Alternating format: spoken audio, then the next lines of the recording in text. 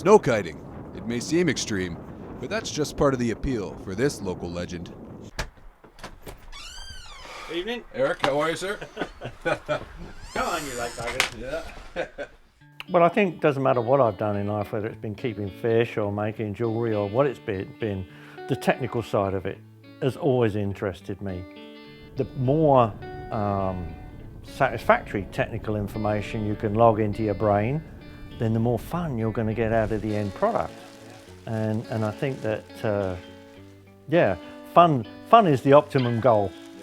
My interest in kites started when Christine got pregnant and we found out we were going to have a son, and I said, oh, the kid's going to need a kite. So we went into the store and we bought a dragon kite, and I've still got it floating around somewhere.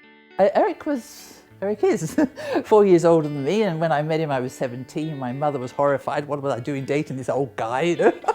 So funny looking back at it now. However, he was so much more interesting and always has been, of course, as you met him, and there's a lot going on. I came across a Dutch book on building kites and got into building traction kites. Traction is, you could say it's a sail off a boat with lines on it that you're steering and it doesn't have a mast. As far as safety is concerned, you pay attention to it all the time, but you can't mollycoddle yourself. Called static flying.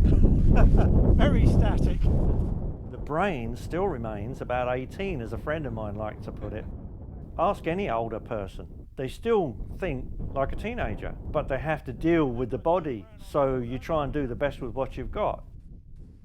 The things that you have to pay attention to are, is there anybody else out there?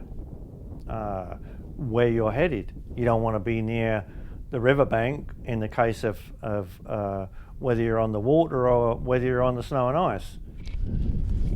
So I've been kiteboarding since 2000. Yep. And I actually started out as a windsurfer and took it up first on water. The first person doing it on snow, as far as I know, was Eric Brackenbury. Eric Brackenbury, he's the grandfather of kiting around here. I'm only the father, he's the grandfather. Right. So.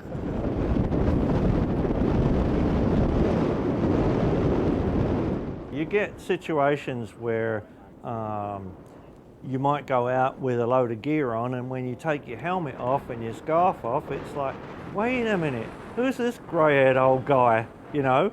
And they've completely underestimated you. What they underestimate, in fact, is all the years of experience and practice you've had. And if you bring that to your game, then it doesn't matter what your game is, you do things, you may not do things as quickly as younger folks do, but you'll do things with confidence, and then thusly, you'll do things safely. There is danger if you don't know what you're doing, but for someone like Eric, people that have done it a lot, I mean, you know, everything's measured risk. It's just like, you know, downhill skiing. There's a risk there too. You could go off and hit a tree. There's things that can go wrong, but generally don't. There's a reason these guys stress the importance of safety. Even the masters tumble sometimes.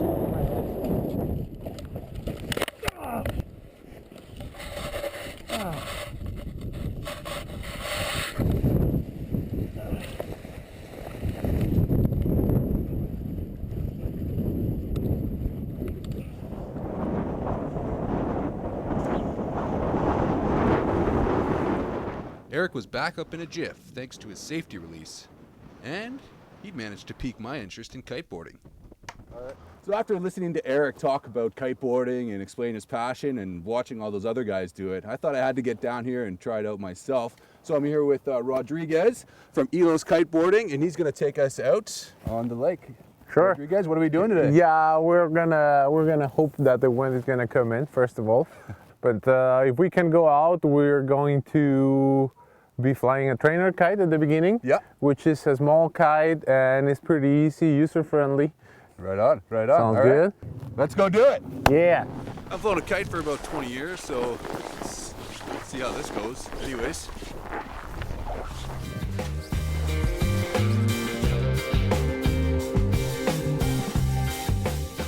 For me, it's a great feeling to enjoy a day out, having fun, having a lot of fun with the kite, having a good adrenaline rush, and having also, as I said earlier, riding the elements. When you accomplish this, it's really nice feeling.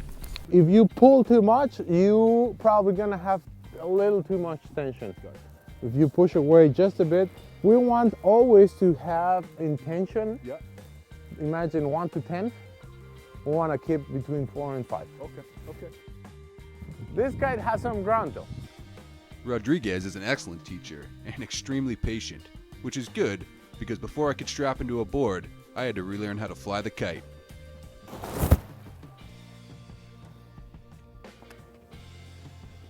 Pull the green. Nice. You really start to feel it pull when it comes down a little bit as well. When you get into that power zone that they're talking about, of getting jerked around there quite a bit. It's pretty cool. And there is always one end. Gotcha. Then I disconnect. Rodriguez said I was a natural, and I don't think he was just blowing hot air, You did? because before long, I was ditching the trainer kite and hopping onto the board.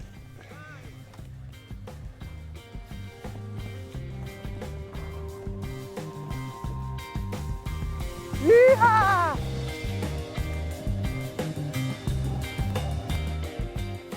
There's something extremely serene being out there with just you and the wind. Nice. Now pull green.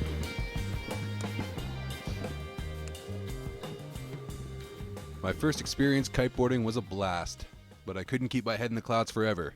And before I knew it, it was time to come back down to ground. This is Jonathan Duncan for the 25th hour!